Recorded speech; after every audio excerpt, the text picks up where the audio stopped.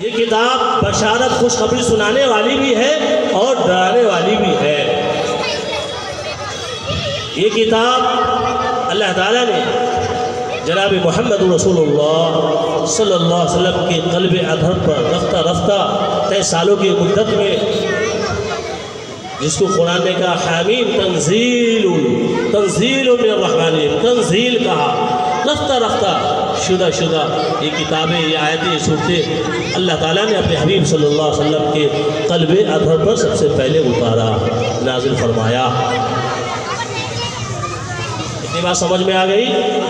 آگے بتاؤں؟ اتنی بات آپ حضرات کو سمجھ میں آ چکی الحمدللہ، سب دانشور لوگ بیٹھے ہیں۔ تو پیغمبر نبی آخر الزمان جناب محمد رسول اللہ صلی اللہ علیہ وسلم کا قلب اطہر مجھے کہنے دو، اب مجھے تھوڑی سی لگوشائی کرنے دو۔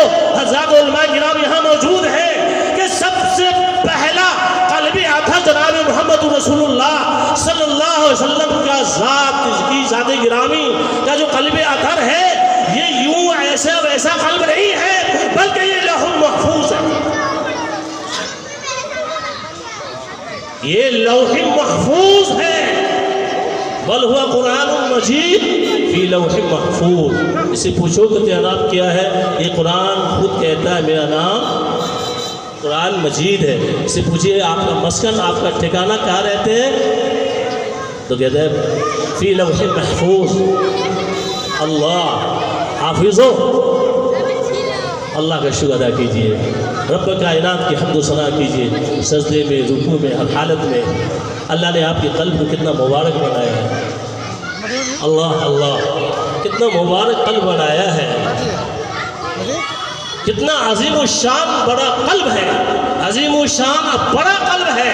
میں اس حیثیت سے کہتا ہوں، بڑا قلب اس حیثیت سے کہتا ہوں کہ حافظ قرآن کا جو سینہ ہے، اس سینے میں جو طاقت ہے، وہ طاقت دنیا کی کائنات کی جتنے پہاڑ ہیں، زمین ہے، آسمان ہے، جتنی مخلوقات ہیں، ذرے سے لے کے فلک تک، آسمان تک، ثریا تک، جتنی طاقت اللہ نے دنیا میں بنائی ہے، سب سے زیادہ قوت والی طاقت اور قلب اور دل حافظ قرآن کا، حافظ قرآن کا۔ اس سے بڑا طاقتور مضبوط دل کسی کا نہیں ہے۔ إِنَّا عَرَضْنَا الْأَمَانَةَ عَلَى السَّمَاوَاتِ وَالْأَرْضِ وَالْجِبَالِ فَأَبَيْنَ أَن يَحْمِلْنَهَا وَأَشْفَقْنَ مِنْهَا وَحَمَلَهَا الْإِنسَانُ۔ دوسری اللہ تعالیٰ فرماتا ہے كما قال الله تعالى في القرآن المجيد في سورة الحج لو أنزلنا هذا القرآن على جبل لرأيته خاشعا متصدعا من خشية الله۔ اور آگے مصطفیٰ صلی اللہ علیہ وسلم کی زبان مبارک سے وہ جو حدیث، جو معروف و مشہور حدیث ہے، ہر حافظ، ہر عالم کو الحمدللہ یاد ہے، ہر خطیب کو اور ہر مفسر کو، محدث کو، مفکر کو وہ حدیث یاد ہے، مشہور حدیث خیرکم من تعلم القرآن وعلمہ۔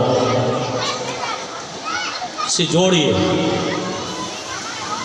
حفاظ کرام اپنی عظمت کو، اپنے وقار کو سمجھے کہ اللہ نے آپ کی عظمت، آپ کا وقار کتنا بلند کیا ہے، اور جو پڑھانے والے، جو ذمہ دار ہیں، جو علماء ہیں، جو صلح ہیں، جو اولیاء ہیں،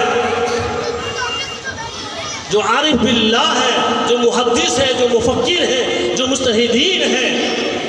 ابھی میں آپ کو ایک ہلکی سی جھلکی بتا دیتا ہوں۔ قرآن کریم کے سب سے بڑے مفسر، اللہ کی کتاب کے سب سے بڑے مفسر، پھر سن لیجیے ایک بار، اللہ کی کتاب کے سب سے بڑے مفسر اس امت میں اگر کوئی ہے تو ان کا نام حضرت عبداللہ بن عباس رضی اللہ عنہ۔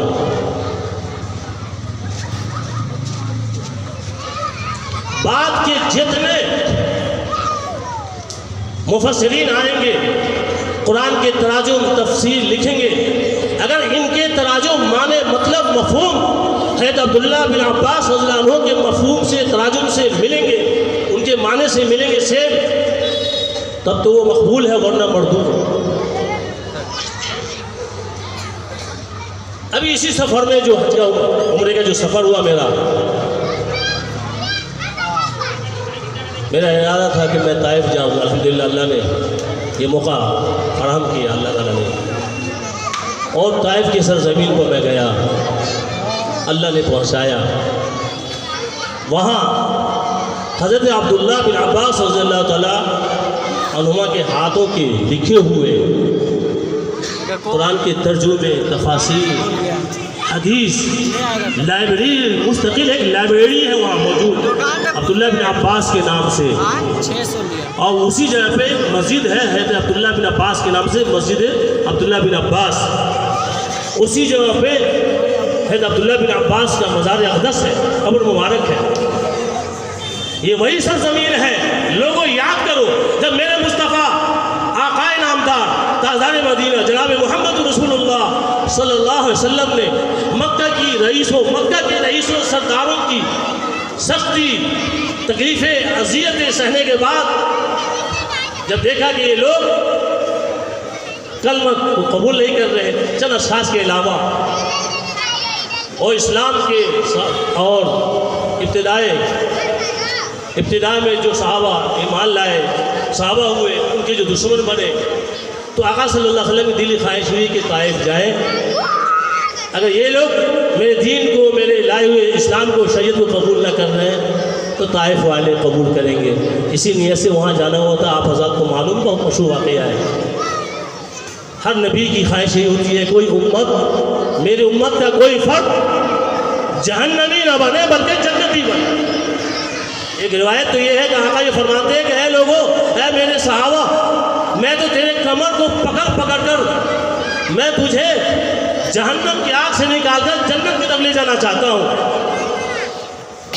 تم تو ہو کہ مجھ سے دور بھاگ رہے ہو۔ میرے آقا طائف لے گئے۔ اب طائف کا جغرافیہ سن لیجئے، تقریباً 85 یا 100 یا 120 کلومیٹر مکہ المکرمہ سے دور ہے طائف شہر، اور 5000 فٹ کی بلندی پر ہے طائف شہر۔ مکہ المکرمہ سے 5000 فٹ کی بلندی پر ہے۔ مکہ المکرمہ میں گرمی ہے اور طائف شہر میں ٹھنڈا ہی ٹھنڈا ہے، جیسے دارجلنگ ہمارے یہاں اور کشمیر۔ حضرت عبداللہ بن عباس میرے آقا صلی اللہ علیہ وسلم کے اپنے خاص رشتے کے جو چچا حضرت عباس ان کے صاحبزادے بیٹے، گویا کہ آپ بھائی ہوئے۔ آقا نے وہاں کے رئیسے کو دعوت دیا، ان رئیسوں نے، وہاں کے سرداروں نے آقا کی دعوت کو ٹھکرایا۔ یہاں تک تو بات ٹھیک ہے، بات نہیں مانی، لیکن ان حضرات ضیافت اہل مکہ کی، اہل طائف کی، اہل مدینہ کی، یوں کہیے کہ پورے عرب کنٹری کی ضیافت پوری دنیا میں مشہور ہے۔ ان کا جو برتاؤ، جو سلوک میرے آقا کے ساتھ ہوا، یہ ضیافت کے پروٹوکول کے خلاف ہے۔ اس کے علاوہ آپ حضرات کے علم میں بات ہے الحمدللہ کہ میرے آقا کی شان میں گستاخی اور تکلیف اذیتیں پہنچانے کے لیے ان حضرات نے اوباش قسم کے لڑکوں کو پیچھے لگا دیا۔ اب میرے آقا صلی اللہ علیہ وسلم کی ضیافت کس سے ہو رہی ہے؟ بریانی سے نہیں ہو رہی، پلاؤ سے نہیں ہو رہی، زردے سے نہیں ہو رہی۔ ہم تو پلاؤ توڑتے ہیں، بریانی توڑتے ہیں، مختلف انواع اقسام کی چیزیں کھاتے ہیں۔ قربان جاؤ اپنے آقا مولا تاجدار مدینہ احمد مصطفیٰ محمد مصطفیٰ رحمت دو عالم شفیع المذنبین جناب محمد رسول اللہ صلی اللہ علیہ وسلم کی ذات اقدس پر، کہ وہاں ضیافت پتھروں کی بارش سے ہو رہی ہے۔ اس نبی، اس پیغمبر کے ہم غلام ہیں، ہم امتی ہیں۔ اللہ اللہ، پتھروں کی بارش کسی کے بدن پر ہو، زخم آئیں گے، خون ریشیں گے، خون بہیں گے۔ آقا صلی اللہ علیہ وسلم چور چور ہو کر ایک جگہ تشریف لائے۔ اسی جگہ پہ مسجد رسول ہے جس میں ابھی نماز نہیں ہوتی، اسی کی بغل میں مسجد علی ہے۔ کائنات میں سب سے پہلے جس مسجد کے اوپر مینار بنا، یہ آپ کے نالج میں دینا چاہتا ہوں، کائنات میں جس مسجد کے اوپر میں مینار بنا سب سے پہلے وہی مسجد علی ہے۔ آقا صلی اللہ علیہ وسلم تھک تھکا کر وہاں پر آئے، ظلم و ستم کا پہاڑ توڑ ڈالا ان حضرات نے، بیٹھے۔ ایک دشمن نے یہ موقع تارا اور बड़ा सा पत्थर मेरे आका के सर अक़दस पर गिराना चाहा। उसने पत्थर को ठेला भी, लेकिन कुदरत में कुछ और काम कर रही थी कि सारी कायनात की हर शय अल्लाह रब्बुल आलमीन के मातहत में उसकी मर्जी के मुताबिक चलती है। हवाएं जो चल रही है और सूरज जो निकल रहे हैं, जो चांद जो निकल रहे हैं, शम्स कमर जो अपना काम तजरी व शम्स तजरी मुस्तक़रिन लहा ज़ालिका तक़दीरुल अज़ीज़िल अलीम, ये सब अल्लाह के हुक्म से है। अल्लाह ने फरमाया, उस पत्थर से इशारा किया, हुक्म दिया, ए पत्थर खबरदार, महबूब दो जहां सरवर कौनैन के सर अक़दस पर मत गिरना। अल्लाहु अकबर। मेरे दोस्तों ये सुनो, तो मैंने अपनी इन आंखों से 10 दिन 12 दिन कबल उस पत्थर को देखा है। जब वो पत्थर गिरा, एक छोटा सा पत्थर पर आके लटक गया। 1400 साल पहले से जब लटका था, आज भी मौजूद है नीचे, आज भी लटका हुआ है, आज भी लटका हुआ है। सिर्फ कहना ये है, मेरे आका की कुर्बानी बयान करने का मकसद ये है कि आका की शरीयत, आका की सुन्नत, आका का तरीक़ा और अल्लाह आका पर जो मुक़द्दस किताब कुरान अज़ीम नाजिल हुई है, इसका हम धर्म, इसकी इज़्ज़त है। ये बहुत अजीम दौलत है, अजीम दौलत है। उफ़ाज़ों के लिए भी, उलमा के लिए भी, सुलहा के लिए भी, और मदारिस दीनिया वालों के लिए भी, अवामुन नास के लिए भी। इससे जो जुड़ गया वो कामयाब हो गया, इससे जो मिल गया अल्लाह से मिल गया, इससे जो जुड़ गया वो अल्लाह से जुड़ गया, इससे जो करीब हो गया उसको अल्लाह का कुर्ब हासिल हो।